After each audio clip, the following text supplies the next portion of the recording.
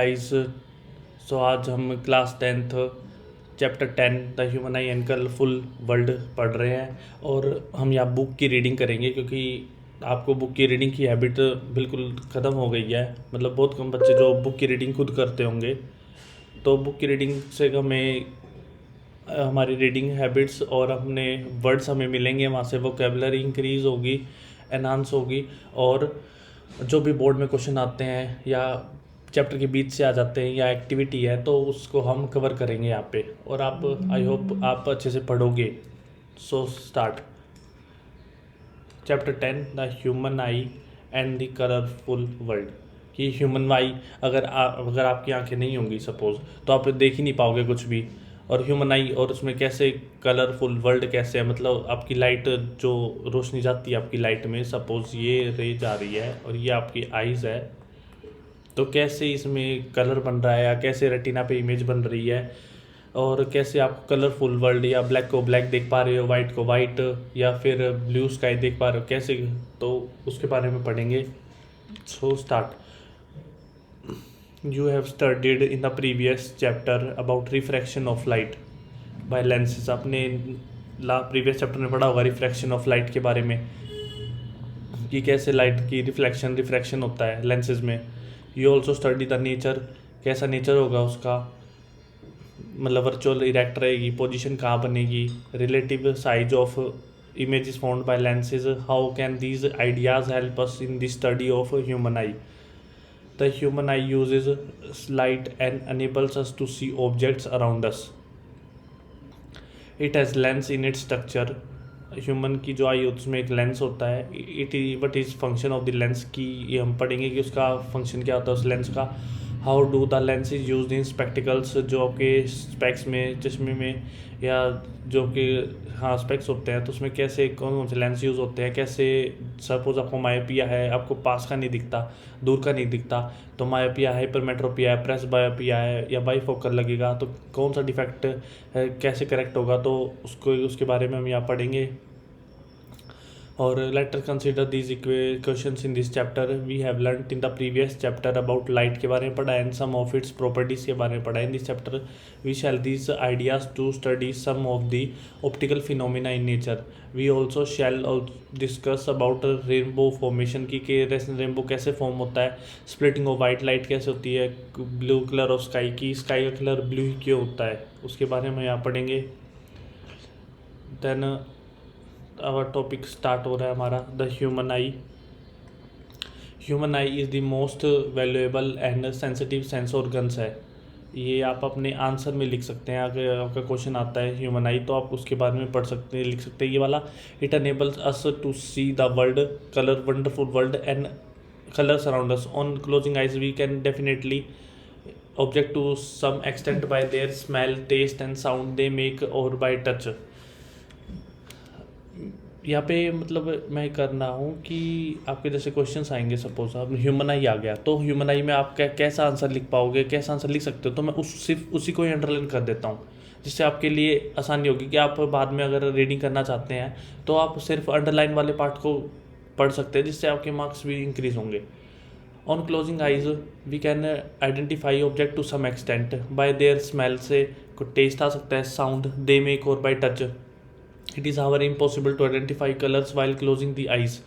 Thus, all sense organs, the human eye is the most significant. The human eye is the most significant one, as it enables to see the colorful world around us. The human eye एक तरह का है, camera right lens system forms an image, it lens form से image on a light sensitive screen called retina पे हमारी image बनती है। Light enters through, light enter कहाँ से होती है, through thin membrane called cornea. ये हमारा कॉर्निया, जहाँ से हमारी लाइट एंटर हो रही है, ये रेटिना पे इमेज बनती है। ऑप्टिकल नर्व्स, सपोज जो आपके पास जो यहाँ इमेज बनती है इस लेंस से, अगर जो वो रेटिना पे जाएगी तो वो वर्चुअल एंड इरेक्ट बनेगी, मतलब उल्टी बनेगी, राइट नहीं बनेगी। तो उसको करेक्ट करने के लिए ऑप्टिकल नर्व्स का यूज़ किया जाता है। यहाँ पे ये ब्रेन के पास से, ब्रेन से कनेक्टेड रहती है, ब्रेन उसको सिग्नल देता है, इमेज को करेक्ट बनाता है। ये भी कुछ माइक्रो सेकंड का ही टाइम लगता है, तभी आपको वो इमेज करेक्ट सीधी दिखती है। It forms the transparent bulge on The front surface of the eyeball as shown in the figure. This is the most important figure. Most important. So the eye ball is approximately spherical in shape होती है, जो हमारी eye ball होती है spherical shape की होती है with the diameter of 2.3 centimetre उसकी साइज होता है. Most of the refraction of light for the light rays entering the I occurs at the outer surface of the cornea. Maximum light हमारी यहाँ पे पड़ती है, जैसे यहाँ पे लाइट हमारी आएंगी. The crystalline lens merely provides the finer adjustment of focal length to focus object at different distance of the retina. हमारा क्रिस्टलाइन लेंस है. अगर आपको पूछे कि क्रिस्टलाइन लेंस है और उसके अंदर कौन सा ह्यूमर होता है या कौन सा लिक्विड होता है, तो विट्रस ह्यूमर उसका नाम होता है. विट्रस ह्यूमर ये हमारी सिलेरी मसल्स होती हैं जो कॉन्ट्रैक्ट करती हैं. जैसे आप धूप में चले गए तो आपकी आई बॉल छोटी हो जाती है, तो सिलेरी मसल्स उसका ही काम करती हैं. देन प्यूपिल है, देन हमारा आइरिस है, एक्वस ह्यूमर है, देन क्रिस्टलाइन लेंस मैंने बता दिया क्या है. दी objects at different objects in there we find a structure called iris behind the cornea. Cornea ये है, कॉर्निया इसके पीछे बिहाइंड यहाँ पे एक आइरिस स्ट्रक्चर है. इट आइरिस एक डार्क मस्कुलर डायफ्राग्राम है that controls the size of प्यूपिल. जो आपकी प्यूपिल है, आपकी जो साइज है, प्यूपिल का साइज है, उसको कंट्रोल करने के लिए कौन कंट्रोल करता है? उसको आइरिस कंट्रोल करता है. Iris diagnose that controls the size of प्यूपिल, जो आपकी पुतली होती है, जो मैंने बताया. Regulate the amount of light की कितनी लाइट मतलब आंखों में जा रही है, कितना आएगी जाएगी, वो सब इसको कंट्रोल करेगा आइरिस. जो मैंने धूप का एग्जांपल दिया ना कि आप जैसे लाइट में जाते हो तो प्यूपिल्स का जो साइज छोटा हो जाता है और डार्क रूम में जाते हैं तो बड़ी हो जाती हैं. Entering the eye lens forms an inverted real image of the object on the retina. The retina एक डेडिकेटेड मेम्ब्रेन है having enormous light of sensitive cells. The light sensitive cells active हो जाती है upon illumination generate electrical signal generate करते हैं. The signals are sent to brain optic nerve. The brain interpret करते हैं the signals and finally process the information so that we perceive object as they are, कि जैसे वो correct image है, जैसे वो हैं तो वैसे ही हमें दिखे. Then power of accommodation. Next topic is power of accommodation of light. The lens is composed of fibrous jelly-like structure होता है. Its curvature can be modified to some extent by ciliary muscles. The change in the curvature of eye lens can thus change its focal length. When the muscles are relaxed, जब हमारी muscle relax हो जाती हैं, the lens become thin हो जाता है. Lens क्या हो जाता है? थिन हो जाता है. Thus it focal length increases हो जाती है. सपोज आप कुछ देर का पढ़ने लग रहे हैं और आपकी आंखें मतलब वीक मतलब दर्द करने लग जाती है कई बार, तो आप डॉक्टर बोलते हैं कि आपको कहीं दूर तक दिखना चाहिए. सपोज आप आसमान को देख सकते हो, जिससे आपकी मसल्स रिलैक्स होंगी, उससे द लेंस थिन हो जाता है. Thus it focal length increase हो जाती है. Thus it enables to see distance object clearly. When you are looking at object closer to eye, the ciliary muscle contract होती हैं. These increase the curvature of lens. The eye lens becomes thicker हो जाता है. Consequently the focal length of the lens decreases. This enables to see near by objects clearly. ये important है. अगर आप ये वाला पैराग्राफ से क्वेश्चन बन सकते हैं, इंपॉर्टेंट है, इंपॉर्टेंट पैराग्राफ है ये आप जरूर पढ़े. The ability of the lens to adjust it focal length is called accommodation. अगर कोई पूछे power of accommodation of light क्या है, तो ये वाला आप डेफिनेशन लिख सकते हैं यहाँ पे कि क्या होता है.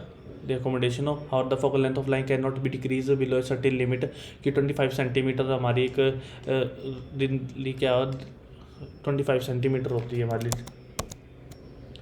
ठीक है.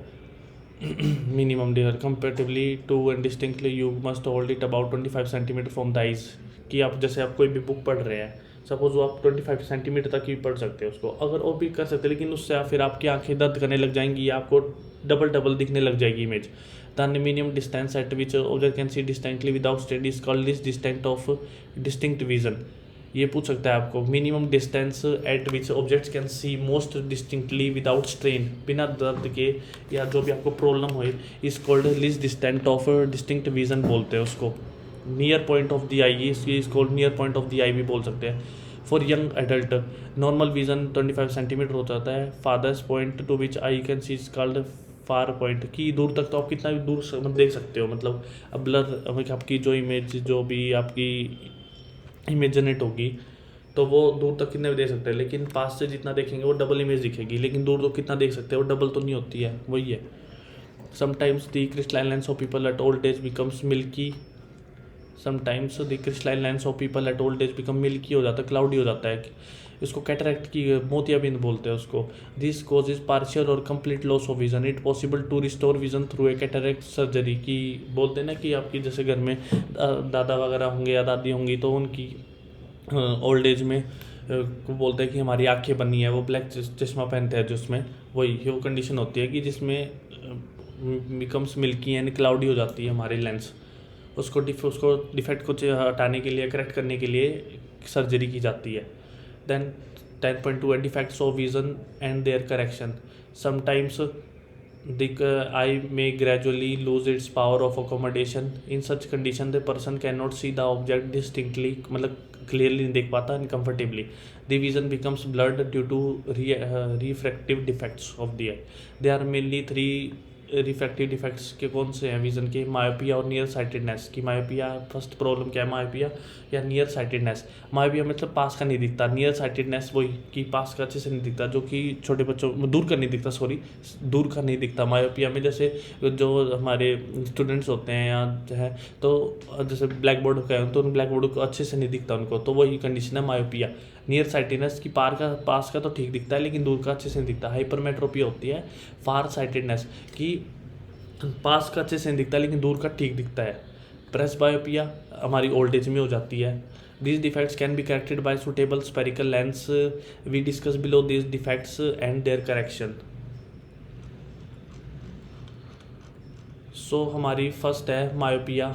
मायोपिया ये इंपॉर्टेंट है सब, एक क्वेश्चन पेपर में जरूर आते हैं ये वाले पार्ट यहाँ से। Myopia is also known as nearsightedness. A person with myopia can see nearby objects clearly but cannot see distant object distinctly. मैंने वही बताया ये प्रॉब्लम, जैसे ये आपकी वही आप यहाँ बैठे हो, यहाँ पे ये आपकी इमेज है, मतलब ये आपकी आई बॉल है, यहाँ से लाइट आ रही है तो डायरेक्ट रेटिना पे पड़ रही है, ठीक है, मतलब यहाँ आनी चाहिए मायोपिक आई, मतलब यहाँ होना चाहिए जो भी है पॉइंट। लेकिन इमेजेस आपकी अगर सपोज यहाँ पे लाइट दूर से आ रही है, दूर से मतलब फार से, जो मैंने बताया सपोज ये ब्लैक बोर्ड है, ये ब्लैक बोर्ड है अपना, और यहाँ से लाइट आ रही है तो यहाँ पे इमेज बननी चाहिए, यहाँ पे इमेज बन जाती है, यहाँ पे इमेज नहीं बनती, रेटिना पे इमेज नहीं बनती, रेटिना से पहले इमेज बन रही है। उसकी प्रॉब्लम क्या होगी, तो हम यहाँ पे एक कनकेव लेंस का यूज़ करते हैं, ये कनकेव लेंस है हमारा, जिससे इमेज हमारी रेटिना पे बनती है और हमारा मायोपिक जो आई होती है वो ठीक हो जाती है।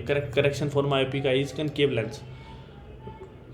तो यही है, सपोज आपका यह पॉइंट है, ये आपका क्रिस्टलाइन लेंस है, इमेज कहाँ पर ली, रेटिना पे, ये हमारी नॉर्मल है, नॉर्मल आई, ठीक है।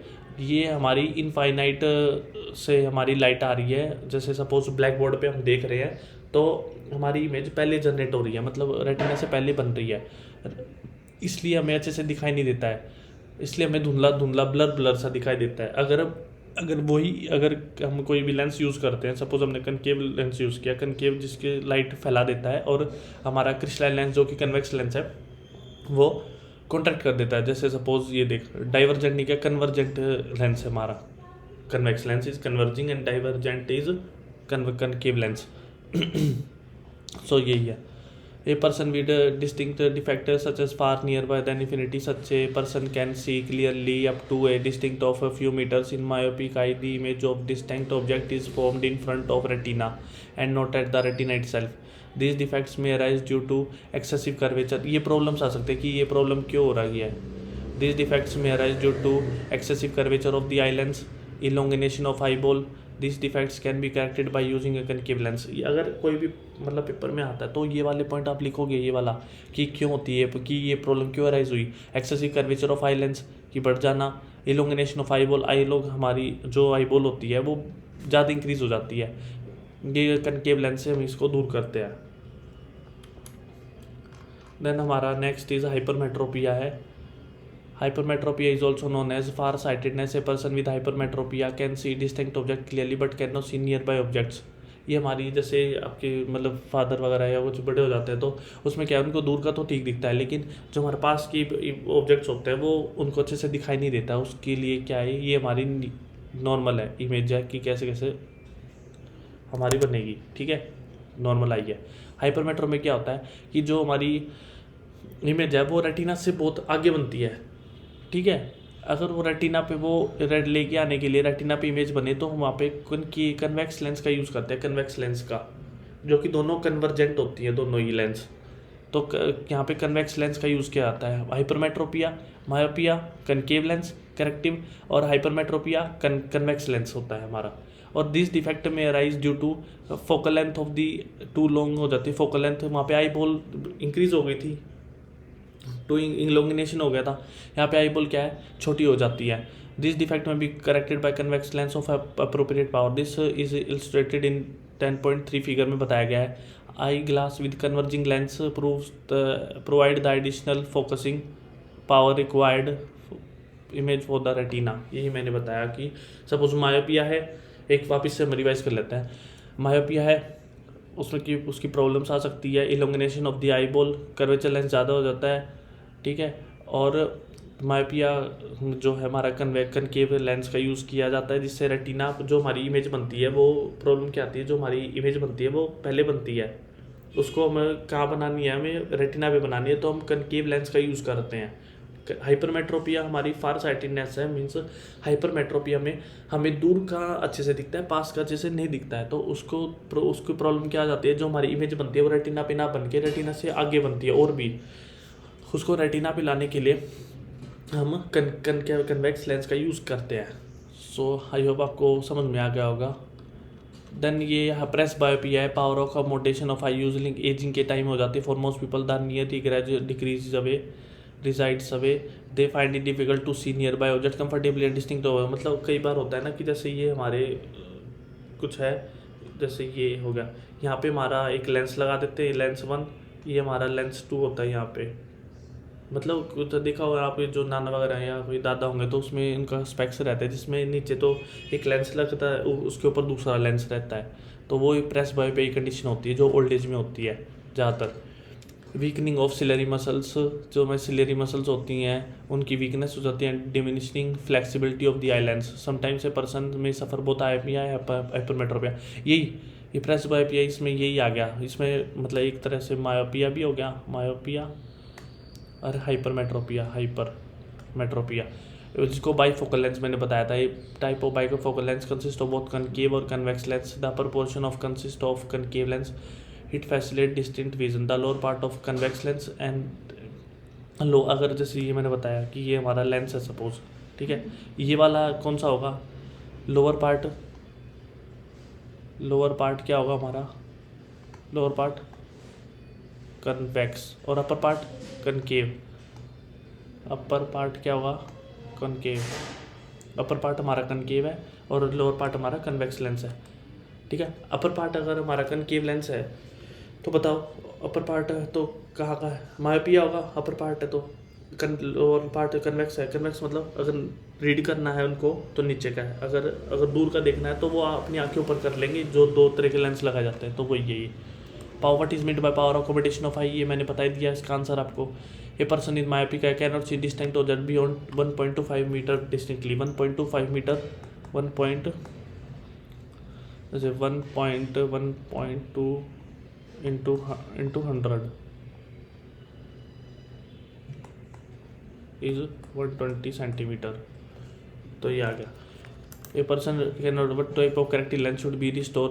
उसका विजन को रिस्टोर करने के लिए कैसे, मतलब क्या रखोगे आप, क्या करना चाहिए। Myopic I can not see, concave lens होता है, बट इस far point and near point of the, far point हमारा इन्फिनिटी होता है, नियर पॉइंट हमारा 25 सेंटीमीटर होता है नॉर्मल आई के लिए, क्योंकि हम दूर तक कितना भी देख सकते हैं, इन्फिनिटी हम देख सकते हैं। जैसे हम यहाँ से अच्छे दिखता है, लेकिन हम यहाँ से चांद को देख सकते हैं ना, विजिबल है ना, तो वो फार पॉइंट हमारा इन्फिनिटी है, नियर पॉइंट हमारा 25 सेंटीमीटर होता है। blackboard in the sit while sitting in the classroom, what could be the defective child suffering from, how can it be corrected। ये blackboard नहीं दिखता उसको, मतलब का दूर को नहीं दिखता, मतलब मायोपिक आई है, उसको कनकेव लेंस की नीड है, क्योंकि उसकी जो इमेज है वो पहले बन रही है, उसको रेटिना पे लेके आना होता है। देख हमारी कितनी सुंदर सुंदर आँखें हैं। You talk of wondrous things you see, you say the sun shines bright, I feel him warm, but how can be or make it day or light। ये हमारे कोट है एक। देन ये आप पढ़ सकते हैं अगर आपको पढ़ना है तो, थोड़ा सा ज़्यादा इन्फॉर्मेशन चाहिए तो आपको। अगर नेक्स्ट है refraction of light through a prism, refraction of light through a prism, you have learned how lights get refracted through a rectangular glass, कि ये रेक्टेंगुलर ग्लास है कि कैसे जो स्लैब है कैसे लाइट है, how for parallel refracting surfaces as in glass slab the emergent ray is incident ray, however it slightly displays laterally, how could light get refracted through a transparent prism, consider a rectangular prism, it has two rectangular bases होते हैं and 3 rectangular lateral surface होती है। ये important है जो ये लिखा है ना मैंने, मतलब जो बुक में दे रखा है, consider a rectangular glass prism, जो कि 2 रेक्टेंगुलर ट्रायंगुलर बेसिस है, ये वाली है 2 ट्रायंगुलर बेसिस है एंड 3 रेक्टेंगुलर लेटरल सर्फेसेस है।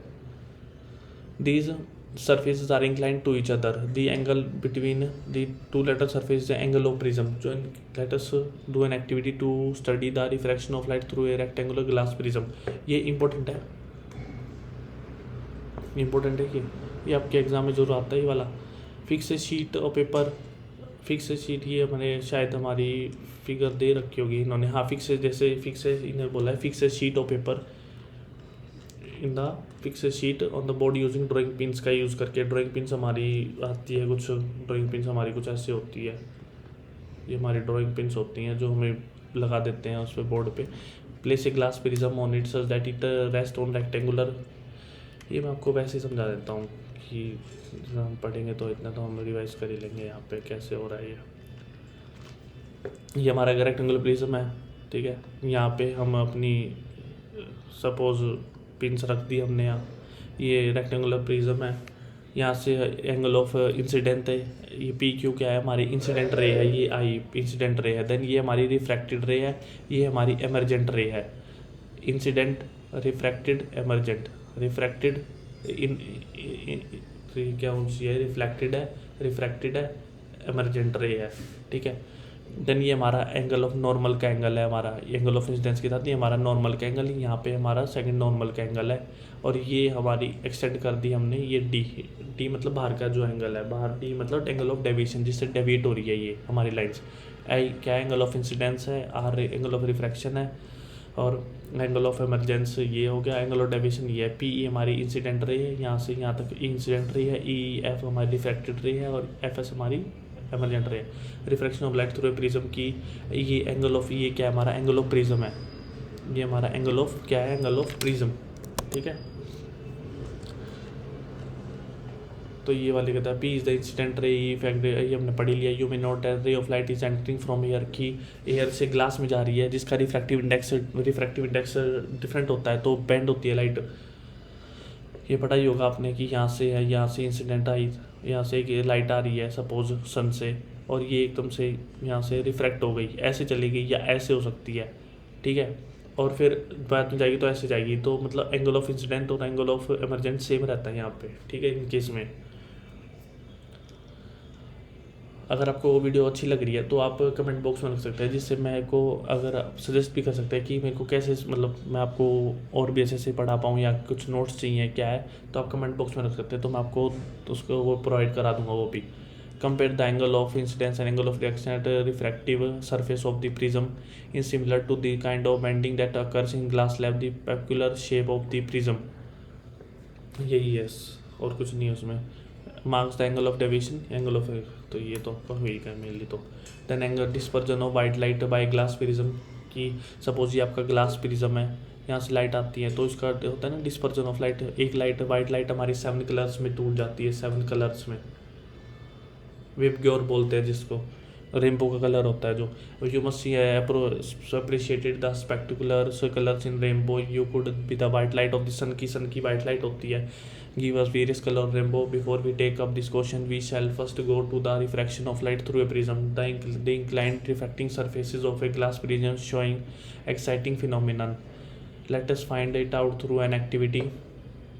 ये एक्टिविटी कर रहे हैं यहाँ पे।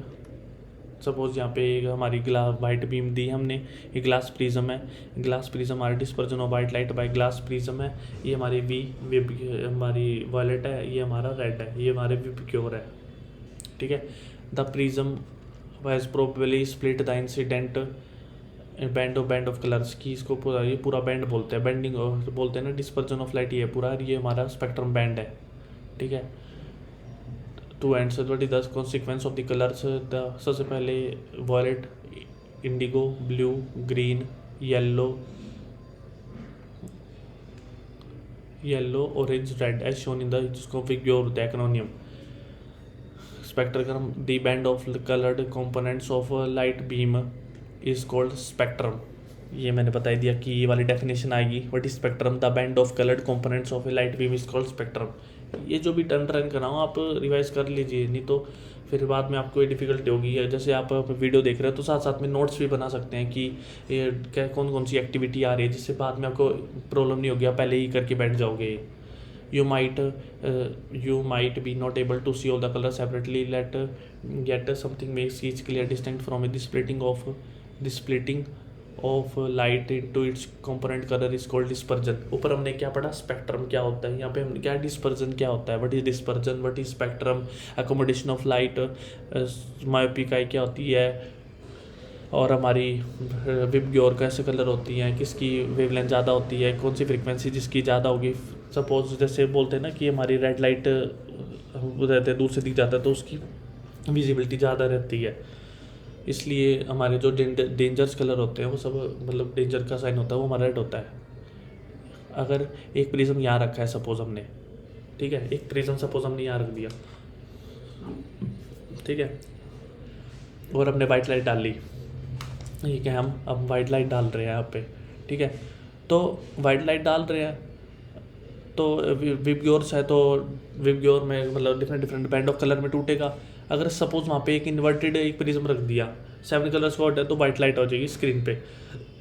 यही एक आ सकती है कि हम अगर वाइट लाइट से वाइट लाइट कैसे जनरेट कर सकते हैं। अगर हम 2 प्रिज्म का यूज़ करेंगे तो वाइट लाइट, अगर सपोज हमने 3 प्रिज्म का यूज़ किया तो कैसे आएगा, तो बैंड ऑफ कलर्स आएगा। अगर 4 का यूज़ करेंगे, मतलब अगर हम ओड में यूज़ करेंगे, ओड में यूज़ किया तो हम बैंड मिलेगा। अगर हम डबल में इवन में यूज़ करेंगे, अगर ओड प्रिज्म है, अगर इवन सपोज इवन प्रिज्म है आपका, ठीक है, इवन प्रिज्म है तो वाइट लाइट मिलेगी आपको, अगर ओड प्रिज्म है तो आपको विबग्योर मिलेगा। बस ये याद रखिए, सिंपल सी बात है, ठीक है। Different colours line bend through angles they pass through prism, the light bends the least, the red light bends the least while the violet most, कि जो हमारी रेड होती है वो लिस्ट बैंड होती है, इसलिए हमारा ऊपर आता है हमारे ये देखिए यहाँ पे हमारा रेड है, और जो हमारी मोस्ट बैंड होती है वो वॉयलेट लाइन होती है। इसे यहाँ वी है या वी है या विबग्योर है, यहाँ पे हमारा आर आता है। It is the band of this thing, Isaac Newton वो the first to use the, सबसे पहले किसने यूज़ किया था, आइजैक न्यूटन ने यूज़ किया था, वो the first to use a glass prism to obtain the spectrum of sunlight. He tried to split the colours of spectrum of white light into further and the similar prism. However, he could not get any more colors. He then placed a second identical prism in inverted position. यही मैंने बताया कि इससे white light generate हो जाएगी दोबारा,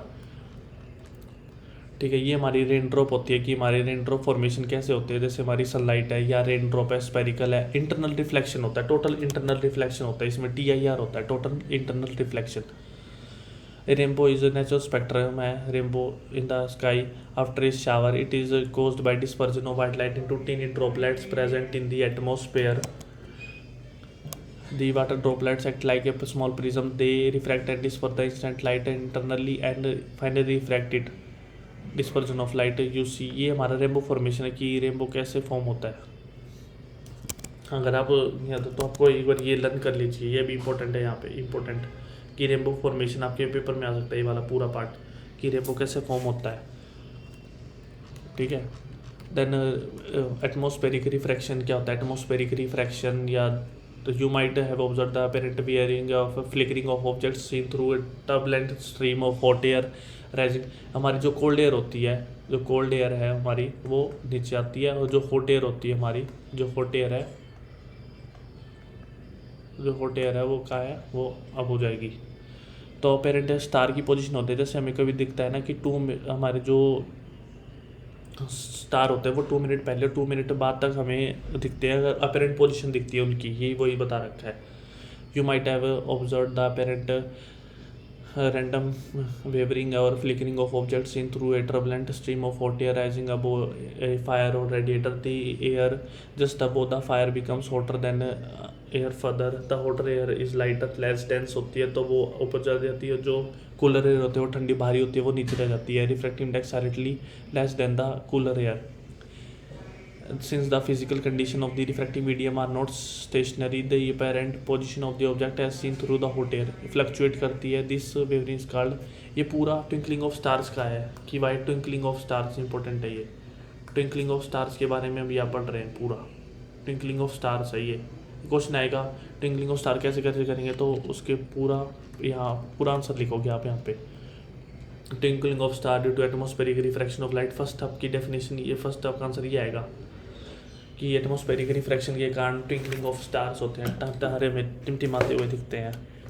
दी star, जो star light है एंटरिंग द अर्थ एटमॉस्फेयर, जो स्टार की लाइट है वो हमारी एटमॉस्फेयर एंटर होती है, एंटर गोज कंटिन्यूसली, उसमें रिफ्रैक्शन जाता है, अब हमारी आंखों में जाता है तो भी रिफ्रैक्शन होगा। The atmospheric refraction occurs in medium gradually changing refractive index की डिफरेंट एयर में डिफरेंट रिफ्रैक्टिव इंडेक्स है, और हमारा और मटेरियल होंगे उसमें डिफरेंट रिफ्रैक्टिव इंडेक्स होंगे। Since the atmosphere bend star light towards the normal, the apparent position of the star slightly different from its actual position. जैसे अगर यहाँ हमारी स्टार है तो उसकी पोजीशन हमें यहाँ दिख सकती है, ये यहाँ दिख सकती है। जो 2 मिनट बिफोर एंड आफ्टर हमें कैसे स्टार दिखते हैं, तो उसकी ये पोजीशन बताते हैं। रिफ्रैक्टिव इंडेक्स के कारण होता है वो, एटमॉस्फेरिक रिफ्रैक्शन के कारण। The apparent position of the light from actual position, the star appear slightly above higher than it actual position who need view the horizon. Further, this apparent position of the star is not stationary but keeps on changing silently, since the physical condition of the Earth atmosphere are not stationary as was the case in the previous paragraph. Since the star are very distant, दूर होते हैं, clear होते हैं, they approximate point size होते हैं। Light as the path of the rays of light becoming from the star goes on varying silently, मतलब different variation आता रहता है। The apparent position of the star fluctuate and the amount of starlight entering the eye flicker. The star sometimes appears brighter and sometimes fainter, which is the twinkling effect, कि कई बार साफ clear दिखते हैं टिमटिमाते हुए, कई बार बिल्कुल फेड दिखते हैं। यही होता है कि ओरिजिन पे अगर आदमी खड़ा होगा तो उसको 2 मिनट पहले ऑब्जर्व हो जाएगा सन, और 2 मिनट बाद तक उसको दिखेगा अगर वहाँ पे, लेकिन उसकी अपेरेंट पोजीशन दिखेगी ये वाले 2 मिनट बिफोर एंड आफ्टर, ये मैंने जो बताया। ये आप टेक पढ़ लीजिए। The sun is visible to us about 2 minutes before the actual sunrise and 2 minutes after the actual sunset, अगर ओरिजिन पर है, बिकॉज ऑफ एटमॉस्फेरिक रिफ्रैक्शन के कारण। By actual sunrise we mean the actual crossing the origin by the sun. The time difference between actual sunset and the is about 2 minutes. The apparent flattening of the sun disk at sunrise and sunday is called the same phenomena, refraction. ये पूरा जो भी मैंने अभी पढ़ाया ना आपको, ये वाला ये पूरा पेज बहुत इंपॉर्टेंट है, अगर आप अच्छे से इसको रीड कर लीजिए। देन हम टॉपिक आ गया हमारा स्कैटरिंग ऑफ लाइट, की क्या लाइट कैसे स्कैटर होती है। The interplay of light with objects around us give us rise to several spectral phenomena in nature. The blue color of the sky, color of the water in blue, कि हमारे जैसे जो जितना ज़्यादा scatter होगा, suppose blue light हमारी ज़्यादा scatter हो रही है तो हमें उसमें ब्लू लाइट हमें सन के जो हमारी क्या स्काई का कलर ब्लू दिखता है, हमारा वाटर का कलर ब्लू दिखता है, लेकिन वाटर का कुछ कलर नहीं होता है। However it path become visible through cold light surface, Tyndall effect के कारण होता है ये सब। टिंडल इफेक्ट हम यहाँ टिंडल इफेक्ट पढ़ेंगे, जिससे आपको बहुत आसानी होगी। The earth atmosphere is heterogeneous mixture है, मतलब होमोजीनियस नहीं है कि एक ही तरह का मिक्सचर है, सब की डिफरेंट टाइप्स के मिक्सचर्स यहाँ हैं, डिफरेंट गैसेज हैं, जिससे heterogeneous mixture of minute particles. These particles जैसे स्मोक हो गया, यहाँ पे धुआं होता है, स्मोक हो गया, टीनी वाटर ड्रॉपलेट्स होते हैं, कुछ मॉइस्चर रहता है, सस्पेंडेड पार्टिकल्स होते हैं, डस्ट होते हैं, molecules of air. When a beam of light strike such fine particles the path of light become visible होता है, द लाइट रीचेज अस, हमारे पास आती है after being reflected diffusely by this particle, the phenomena of scattering of light by collar is called Tyndall effect के कारण होता है स्कैटरिंग ऑफ लाइट। ये आप इंपॉर्टेंट है, आपने पढ़ाई होगा क्लास 11th में, ये इंपॉर्टेंट है। The scattering of light, the phenomena is seen when a light wave is enter through a small smoke filled through a small hole। ये आपने कभी देखा होगा टिंडल इफेक्ट में, जैसे कोई भी ये जैसे हमारे कोई स्मॉल होल हो गया, सपोज ये वाला होल हो गया कोई एक, और यहाँ से अगर लाइट बीम पड़ रही है छोटे से होल में, और वहाँ पे देखेंगे आप बहुत सारे पार्टिकल्स आपको दिखेंगे वहाँ पे। ये मैं आपको वीडियो डाल दूंगा मैं एक शॉर्ट्स में, जिससे आप वापस देख पाओगे कि मतलब टिंडल इफेक्ट के कारण होता है, जिसमें आप छोटे छोटे पार्टिकल्स भी आप देख पाओगे। वैसे आप नेक्ड आंखों से नहीं देख पा रहे हैं कि कोई पार्टिकल उड़ रहा है, लेकिन अगर आप कोई भी स्मॉल होल है छोटा, और वहाँ पे पीछे से कोई सनलाइट डाल रही है और वहाँ सनलाइट क्रॉस कर रही है उस होल को, तब आप देखोगे कि कुछ पार्टिकल्स वहाँ पे आपको दिखेंगे बहुत सारे। तो वो टिंडल इफेक्ट के कारण होता है, क्योंकि टिंडल जो होते हैं उन्होंने पहली बार देखा था। Tyndall effect can be also with sunlight passing through canopy A dense forest. Canopy मतलब जैसे आपके पूरे डेंस फॉरेस्ट है, सपोज बहुत सारा घना जंगल है, ठीक है, आप जंगल के नीचे खड़े हैं, पेड़ आपके ऊपर है, तो डेंस है, उसमें से कोई भी होगा, जैसे आप देखते हो कि कोई भी छोटा सा होल है, या मतलब दो ट्री के बीच में छोटा सा गैप आ गया, ये क्या, तो उससे एक small beam, narrow beam of light cross होती है जो नीचे रखती है, मतलब अर्थ सरफेस को टच करेगी, तो देखोगे वहाँ पे भी आप सिंपल टिंडल इफेक्ट आपको दिखेगा। तो सेम यही है।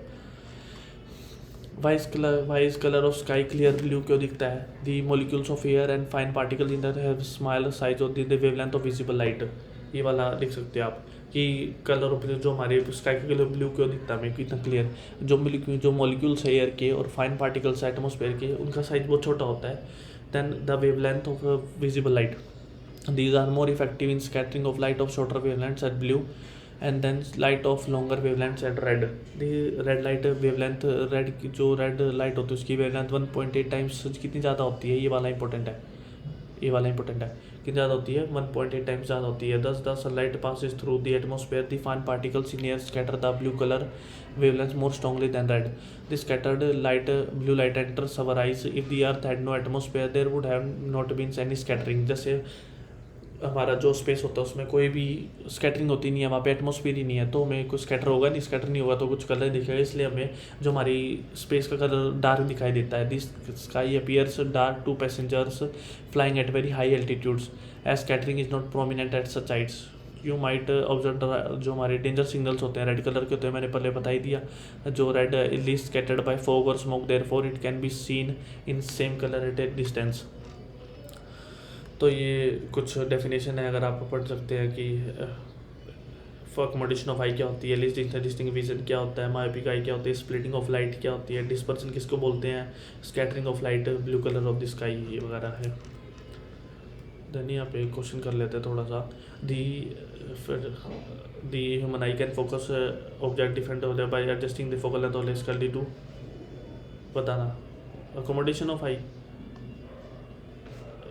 the human eye forms the image of an image, the human eye forms the image of an object at its image कहाँ बनती है, रेटिना पे बनती है, क्योंकि जो पहले हमारी रेटिना पे बनेगी, क्योंकि पुपिल से जो कॉर्निया से लाइट आएगी, आइरिस उसके बिहाइंड स्ट्रक्चर होता है जो कि कंट्रोल करता है। रेटिना पे इमेज बनेगी, रेटिना से फिर ऑप्टिक नर्व में जाएगी, ऑप्टिक नर्व से करेक्ट होके वो वापस रेटिना हमें करेक्ट दिखाई देती है हमारे दिमाग में। The least distinct vision 25 centimetre है हमारा इसका answer. The change in focal length of the eye lens is caused by the action of, ये आप कमेंट बॉक्स में डालोगे ये वाला आंसर। देन एफ डायप्टर हमारी, ये अपने power of lens last chapter में पढ़ाई होगा ना, नहीं तो मैं आपको ये वाला हम कवर करेंगे। जो हमारी पावर की यूनिट होती है, पावर का फॉर्मूला होता है 1/f, power is equal to 1/f होता है हमारा फॉर्मूला, पावर 1/f, और पावर की ऐसा यूनिट होता है डायप्टर। ये twinkling of stars, planet twinkle क्यों नहीं करते, क्योंकि प्लैनेट की खुद की कोई भी लाइट नहीं होती है। White the colour sky dark instead of blue to astronaut, क्योंकि वहाँ पे कोई भी एटमॉस्फेयर नहीं होगा, तो वहाँ पे कोई वहाँ पे स्कैटरिंग होगी नहीं, तो इसलिए ये वाला आप करोगे पूरा। सो आई होप आपको समझ में आया, अगर अच्छी लगी होगी वीडियो, अगर आपको ठीक लग रहा है तो आप कमेंट बॉक्स में सजेशन दे सकते हैं कि कुछ चेंज करना है या आपको नोट्स चाहिए तो आप कमेंट बॉक्स में डाल सकते हैं, तो मैं आपको नोट्स प्रोवाइड कर दूँगा। और थैंक यू गाइस।